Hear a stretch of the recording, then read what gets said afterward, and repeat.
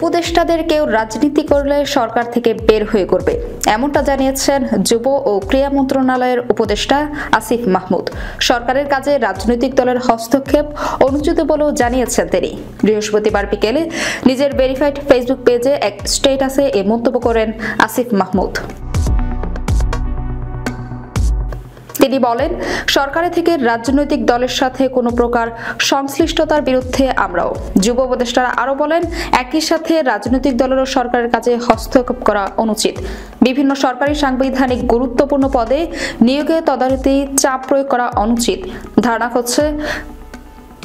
ধারণা করা হচ্ছে বিবিসি বাংলাকে বিএনপি মহাসচিব মির্জা ফখরুল ইসলাম আলমগীরের দেওয়া এক সাক্ষাৎকারের প্রক্রিয়ায় এই মন্তব্য করেছেন আসিফ মাহমুদ।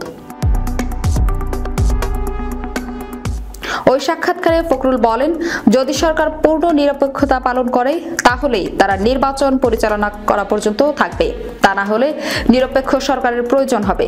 সাক্ষাৎকারে মির্জা ফখরুল আরও বলেছেন, অধ্যাপক ডক্টর মোহাম্মদ ইউনূসের নেতৃত্বাধীন অন্তর্বর্তীকালীন সরকার নিরপেক্ষতা বজায় রাখতে না পারলে নির্বাচন করতে পারবেন না।